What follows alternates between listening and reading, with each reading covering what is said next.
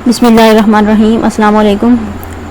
Today is our lecture on the open source movement and database. Open source movement का नाम आप लोगों ने तकरीबन सुना ही होगा और आप लोग इससे वाकिफ़ भी होंगे। तो आप लोग जब भी कोई ना कोई टास्क परफॉर्म करते हैं, कोई ना कोई काम करते हैं, तो वो किसी न किसी सॉफ्टवेयर के अंदर काम करते हैं। तो वो सपोज आप असाइनमेंट बना रहे हैं तो वो भी आप किसी सॉफ्टवेयर के अंदर ही बनाते हैं। आप कोई ना कोई वीडियो एडिट कर रहे हैं तो वो भी किसी न किसी सॉफ्टवेयर में बना रहे हैं। आप अगर कोई मीटिंग वगैरह कर रहे हैं तो वो भी एक सॉफ्टवेयर के ही अंदर हो रहा है। तो आज के दौर में जितने भी काम हम करते हैं वो सारे के सारे जो हैं वो किसी न किसी सॉफ्टवेयर के अंदर करते हैं, क्योंकि ये कंप्यूटर की दुनिया है और हर पर्सन जो है वो इस फील्ड से रिलेटेड है। तो ओपन सोर्स मूवमेंट जो है इसमें हमने ये देखना है कि जब भी हमने कोई काम परफॉर्म करना है वो जाहिर है हमने किसी न किसी सॉफ्टवेयर के अंदर ही परफॉर्म करना है। तो सॉफ्टवेयर जो होते हैं वो कई किस्मों के होते हैं। जब भी हम कंप्यूटर से कोई ना कोई सॉफ्टवेयर डाउनलोड करने लगते हैं तो हमारे पास मल्टीपल सॉफ्टवेयर आ जाते हैं। जिस तरह अगर हमने व्हाट्सएप इंस्टॉल करना है तो व्हाट्सएप के भी कई सारे जो है वो वर्जन्स है कि आपने कौन सा जो है व्हाट्सएप इंस्टॉल करना है, या आपने अगर माइक्रोसॉफ्ट ऑफिस जो है उसको आपने इंस्टॉल करना है तो उसके भी कई सारे वर्जन हैं। Microsoft office word 2003, Microsoft office word 2007 and so on. आपके पास हर जो सॉफ्टवेयर है उसके कई वर्जन है। तो इस ओपन सोर्स मूवमेंट के अंदर क्या होता है कि जब भी हम क्या करते हैं, कोई ना कोई सॉफ्टवेयर डाउनलोड करने लगते हैं, तो कुछ सॉफ्टवेयर इस तरह होते हैं कि हम जो है उन्हें फ्री डाउनलोड कर लेते हैं, और कुछ सॉफ्टवेयर इस तरह से हम डाउनलोड करते हैं कि जो हम पैसे देकर इस्तेमाल करते हैं। तो ऐसे सॉफ्टवेयर जिनको हम पैसे देकर इस्तेमाल करते हैं उनको हम कहते हैं पायरेटेड सॉफ्टवेयर या प्रोप्राइटरी सॉफ्टवेयर, और जिनको हम जो है फ्री में डाउनलोड करते हैं उनको हम कहते हैं अनपेड सॉफ्टवेयर। ठीक है, तो अब ये सॉफ्टवेयर जो है वो किस तरह से काम करते हैं। हम क्या करते हैं कि हमने जब भी कोई ना कोई सॉफ्टवेयर, अगर किसी कंपनी ने कोई सॉफ्टवेयर बनाना होता है तो वो क्या करती है, कोडिंग करती है, यानी प्रोग्रामिंग नॉलेज, या फिर वो प्रोग्रामिंग कोड करती है। तो वो जो प्रोग्रामिंग कोड होता है उसको हम कहते हैं सोर्स कोड। यानी हमारे पास जो कोड होता है वो दो तरह का होता है, एक होता है सोर्स कोड, दूसरा होता है ऑब्जेक्ट कोड।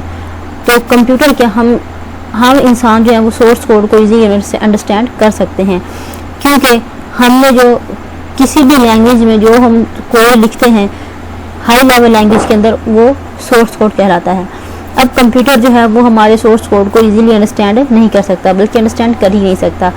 तो हम कंप्यूटर क्या करता है, उस सोर्स कोड को कन्वर्ट करता है ऑब्जेक्ट कोड के अंदर। यानी कोड हमारे पास दो तरह से होते हैं, सोर्स कोड और ऑब्जेक्ट कोड। ऑब्जेक्ट कोड जो होता है उसको कंप्यूटर जो है वो आसानी से समझ सकता है। ऑब्जेक्ट कोड को हम क्या कहते हैं, मशीन कोड भी कहते हैं। अब मशीन कोड जो होता है वो जीरो बाइनरी फॉर्म में होता है, यानी 010 फॉर्म में होता है, जिसको जो है वो कंप्यूटर अंडरस्टैंड करता है। तो इस तरह से अब कन्वर्जन किस तरह से होती है कि जो हमारा सॉफ्टवेयर होता है वो कन्वर्ट करता है सोर्स कोड को ऑब्जेक्ट कोड के अंदर। तो इसी सपोज हमने कोई ना कोई टास्क परफॉर्म करना है कंप्यूटर के ऊपर, हम कहते हैं कि हमने इसका आंसर फाइंड करना है 2+2। तो वो जो 2+2 है वो सोर्स कोड है, हमें समझ आ रहा है कि जी ये 2+2 है, लेकिन कंप्यूटर को समझ नहीं आ रहा कि ये 2+2 क्या चीज़ है। तो वो क्या काम करता है, 2+2 को जो है वो कन्वर्ट करेगा बाइनरी फॉर्म में, यानी कि ऑब्जेक्ट कोड के अंदर। तो इस तरह से कंपाइलेशन होती है। कंपाइलर जो है वो कन्वर्ट करता है सोर्स कोड को ऑब्जेक्ट कोड के अंदर, और उसके बाद कंप्यूटर जो है वो उसको अंडरस्टैंड करता है और हमें जो है वो उसका रिजल्ट मिलता है। अब हम बात करते हैं कि ओपन सोर्स मूवमेंट क्या चीज़ होती है। ओपन सोर्स मूवमेंट के अंदर यह चीज़ होती है कि जब भी कोई कंपनी जो है वो सॉफ्टवेयर बनाती है तो उस सॉफ्टवेयर का जो सोर्स कोड होता है वो साथ में ही अपलोड कर देती है। तो हम क्या करते हैं, उस सोर्स कोड को डाउनलोड करके उसमें अपनी मर्जी की चेंजिंग वगैरह करके हम अपना नया सॉफ्टवेयर बना लेते हैं। अब ये जो सोर्स कोड होता है ये 5 से 7 लाइनों का नहीं होता, बल्कि ये 1000 ऑफ द पेजेस पर मुश्तमिल होता है। तो अब किसी भी सॉफ्टवेयर का जो सोर्स कोड होता है या किसी भी सॉफ्टवेयर को जब हम नए सिरे से बनाते हैं तो क्या होता है, हमें बहुत सारी मेहनत होती है वो दरकार होती है, हमें प्रोग्रामर को पैसे देना पड़ते हैं और बहुत सारा जो है वो टाइम भी लगता है। आपने ये देखा होगा कि जो 2003 हमारे पास एक सॉफ्टवेयर था माइक्रोसॉफ्ट वर्ड, उसमें कम फीचर थे, लेकिन ये जिस कंपनी ने यानी माइक्रोसॉफ्ट ने जब ये सॉफ्टवेयर बनाया तो उसने इसका जो सोर्स कोड था वो अपलोड नहीं किया कंप्यूटर के ऊपर। लेकिन जब उसे जरूरत महसूस हुई कि जो 2003 है इसमें जो फीचर्स हैं ये ज़्यादा नहीं हैं, तो उन्होंने क्या किया, उसी सोर्स कोड को उठाकर उसी के अंदर फीचर्स ऐड कर दिए। तो वो हमारा क्या बन गया, ऑफिस, उन्होंने उसको नया नेम दे दिया माइक्रोसॉफ्ट ऑफिस वर्ड 2007। अब जब 2007 के अंदर उन्होंने कमी फील की कि हाँ जी ये जो सॉफ्टवेयर था ये भी हमारे पास है, इसमें भी फीचर्स कम हैं, तो उन्होंने क्या किया कि उसी सॉफ्टवेयर के अंदर न्यू फीचर्स ऐड किए, सोर्स कोड के अंदर नया कोड ऐड किया और वो उसको हमने नया नेम दे दिया ऑफिस 2010 का। तो ये है जी हमारा सोर्स कोड कि जो कंपनी जो हैं अपने सॉफ्टवेयर का सोर्स कोड जो है वो साथ में ही अपलोड कर देते हैं कि यूज़र जो है वो इसे अपनी मर्ज़ी से इस्तेमाल करना चाहें, तो उसको हम कहते हैं ओपन सोर्स मूवमेंट। और इसी तरह से जब हम सॉफ्टवेयर डाउनलोड कर रहे होते हैं तो हमें कंपनी को पैसे देना पड़ते हैं, यानी पे करना पड़ता है। तो जो सॉफ्टवेयर हम पैसे देकर इस्तेमाल करते हैं उनको हम क्या कहते हैं, प्रोप्राइटरी सॉफ्टवेयर या पेड सॉफ्टवेयर। तो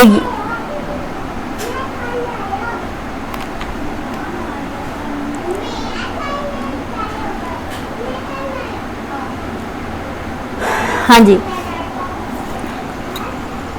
ओपनली अवेलेबल सॉफ्टवेयर मूवमेंट, ये जो सॉफ्टवेयर होते हैं ये हमें ओपनली अवेलेबल होते हैं। ओपन सोर्स मूवमेंट वाले सॉफ्टवेयर जो होते हैं ओपनली अवेलेबल एंड एक्सेसिबल, कि हम ये हमें ओपनली अवेलेबल होते हैं और उनको हम अपनी मर्जी से जहाँ भी जाएँ एक्सेस कर सकते हैं। Open source is different from the traditional proprietary in user and proprietary rights, कि ओपन सोर्स मूवमेंट जो है, क्योंकि प्रोप्राइटरी सॉफ्टवेयर जो है उनको हम अपनी मर्जी से इस्तेमाल नहीं कर सकते, लेकिन जो सॉफ्टवेयर ओपन सोर्स सॉफ्टवेयर होते हैं उनको हम अपनी मर्जी से इस्तेमाल कर सकते हैं। इन दोनों के अंदर यही फ़र्क है। अच्छा, अब कौन कौन से जो सॉफ्टवेयर हैं उनको अपनी मर्जी से इस्तेमाल कर सकते हैं, यानी मोजिला फायरफॉक्स जो कि हमारे पास एक ब्राउज़र है, इसके बाद जो हमारा गूगल क्रोम है वो भी हमारे पास एक ब्राउज़र है, इसको हम अपनी मर्जी से इस्तेमाल कर सकते हैं।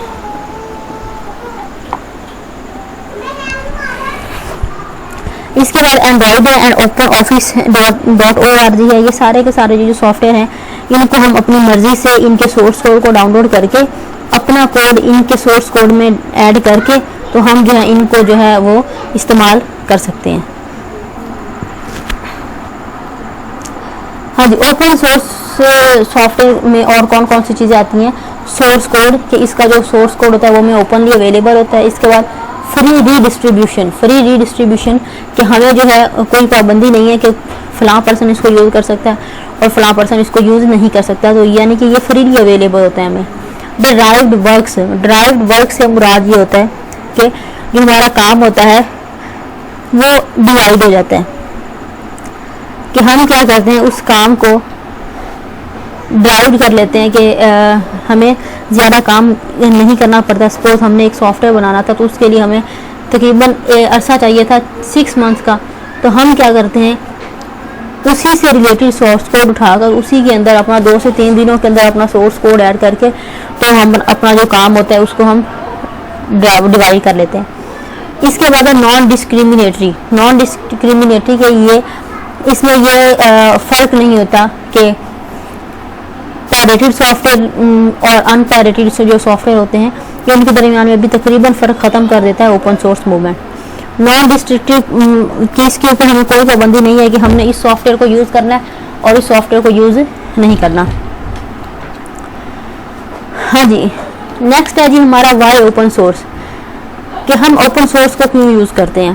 कॉस्ट इफेक्टिवनेस है, कि अगर हमने अपना एक सॉफ्टवेयर बनाना था और हमें जो है प्रोग्रामर उसको पैसे देने थे बहुत ज़्यादा सारे, तकरीबन लैक्स के हिसाब से, तो वो जो होता है वो कॉस्ट जो होती है वो हमारी कम पड़ जाती है कि हमने बस किसी भी प्रोग्रामर से हम थोड़ा सा कोड ऐड करवा सकते हैं। तो ये हमारी जो कॉस्ट होती है वो कम होती है। अवेलेबिलिटी ऑफ सोर्स कोड कि जो हमारा सोर्स कोड होता है वो हमें एवरी टाइम अवेलेबल होता है। Open standard and vendor independent, vendor जो है वो हम यहाँ पर एक यूज़र को ले रहे हैं कि हमारे जो यूजर्स होते हैं वो इंडिपेंडेंट होते हैं कि उन्होंने जो है वो अपने ही स्टैंडर्ड का जो सॉफ्टवेयर है वो बना सकते हैं।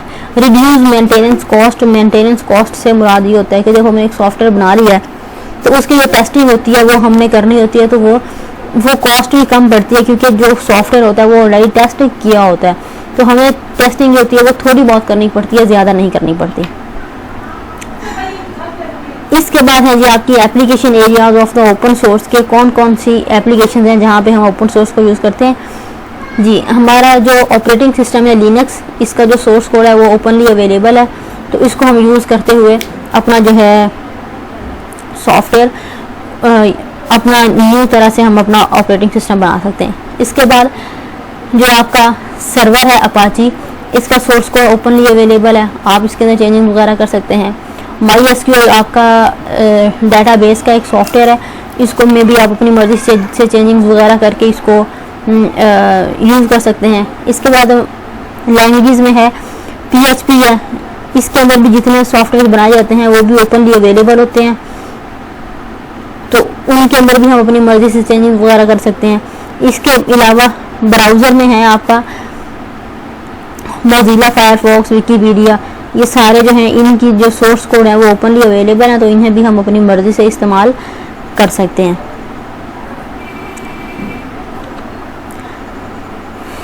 जी यहाँ पे है आपका जी list of open source languages, कौन कौन सी लैंग्वेजेस हैं जो ओपन सोर्स के ज़िम्मे में आती हैं, तो वो है PHP है, जावा है, पाइथन है, पर्ल है, C++, VB स्क्रिप्ट।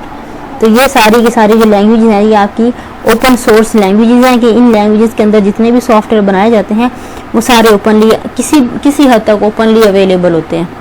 इसके बाद आता है list of open source database. List of open source database से मुराद कि ये सारे डेटाबेस सॉफ्टवेयर हैं जो आपके पास ओपनली अवेलेबल होते हैं। MySQL है, फायरबर्ड है, GNU है, SQL सर्वर है, ये नीचे भी 2-3-4 दिए हुए हैं, तो ये सारे के सारे जो हैं ये आपके ओपनली अवेलेबल होते हैं।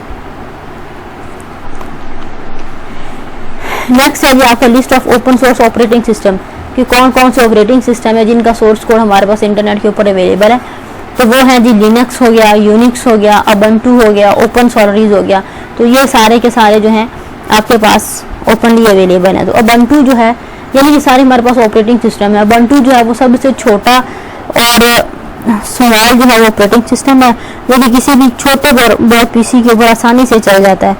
इसके बाद list of open source servers हैं, कौन कौन से सर्वर्स हैं जिनको हम ओपनली यूज़ कर सकते हैं।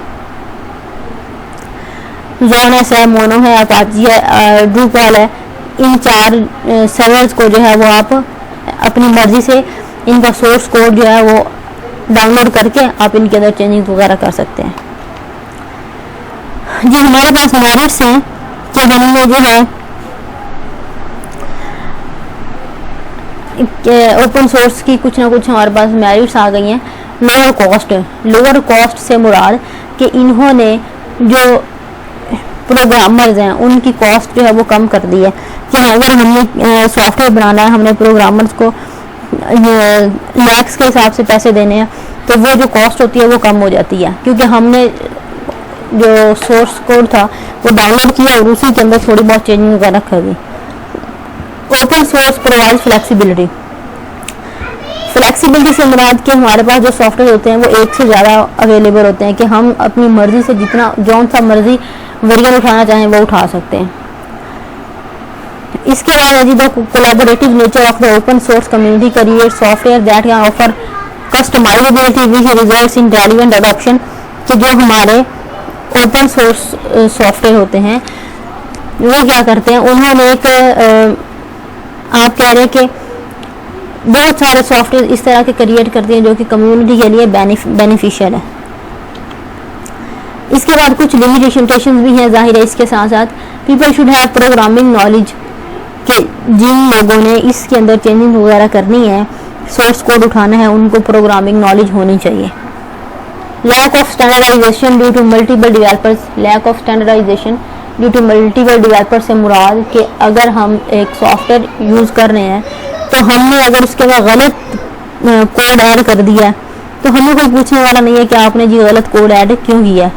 और इसी तरह से अगर तो फिर अगर कोई और पर्सन जो है वो सोर्स कोड को इस्तेमाल करना चाह रहा है तो हो सकता है कि वो उस गलत कोड वाले सोर्स कोड को उठा ले। तो ये चीज़ होती है ये इसमें मिसबिहेव करती है। The ultimate success has no guarantee कि अगर हम एक सॉफ्टवेयर बना रहे हैं उसके सोर्स कोड के अंदर अपना कोड ऐड कर रहे हैं तो हमें नहीं पता कि क्या हम सही कोड ऐड कर रहे हैं या गलत कोड ऐड कर रहे हैं। तो इस बात की गारंटी नहीं होती कि जो हमारा कोड है वो ठीक है या गलत है, या जो हमारा सॉफ्टवेयर बनेगा क्या वो चलेगा या नहीं चलेगा, कंपाइलर उसको कंपाइल करेगा या नहीं करेगा। तो ये सारी चीज़ें इसके अंदर आती हैं। इसके बाद आपका आता है जी conclusion. The open source movement has grown to become a significant force in today's computing environment. तो जो ओपन सोर्स मूवमेंट है इसकी जो इम्पोर्टेंस है वो बहुत ज़्यादा बढ़ गई है आजकल के कंप्यूटर के दौर में। तो in some sectors of the software industry open source program have become popular enough to provide real competition to proprietary alternatives. तो जाहिर है कि इसने कंपटीशन बढ़ा दिया कि हमने एक सॉफ्टवेयर को इस्तेमाल करना था पैसे देकर और हम उसी सॉफ्टवेयर को इस्तेमाल कर रहे हैं विदाउट पे करके। तो ये सारी चीज़ें जो हैं ये एक कंपटीशन क्रिएट करती हैं। In other they have emerged as a dominant standard. तो ये क्या होता है, इससे हमारा जो स्टैंडर्ड है वो इंक्रीज भी हो सकता है और डिक्रीज भी हो सकता है, क्योंकि हमें इसकी सक्सेस का पता नहीं होता है कि वो उसकी कोई गारंटी है भी सही या नहीं है। तो यहाँ पर हम देखते हैं कि ओपन सोर्स DBMS क्या होता है, यानी open source database management system. And open source DBMS is free or nearly free database software whose source code is publicly available. के ऐसा सॉफ्टवेयर जिसकी ये डेटाबेस का ऐसा सॉफ्टवेयर या डेटाबेस मैनेजमेंट सॉफ्टवेयर जो है जिसका सोर्स कोड जो है वो हमें ओपनली अवेलेबल होता है इंटरनेट के ऊपर, उसको हम कहते हैं open source DBMS। The free DBMS is sufficient to run a database. कि जो हमारा डेटाबेस होता है वो सफिशिएंट होता है एक डेटाबेस को चलाने के लिए। अच्छा, यहाँ पे कुछ वेबसाइट्स आपके पास दी हुई हैं जहाँ पे आपको सोर्स कोड आसानी से मिल जाता है। तो जो सबसे इम्पोर्टेंट है ना वो है यहाँ पे लास्ट में दी हुई है opensource.org। तो यहाँ से जो है आप किसी भी सॉफ्टवेयर का जो कोड होता है वो आसानी से हासिल कर सकते हैं। तो आई होप आप लोगों को समझ आ गई होगी। ये था आप लोगों का लेक्चर जिसमें हम लोगों ने पढ़ा कि जो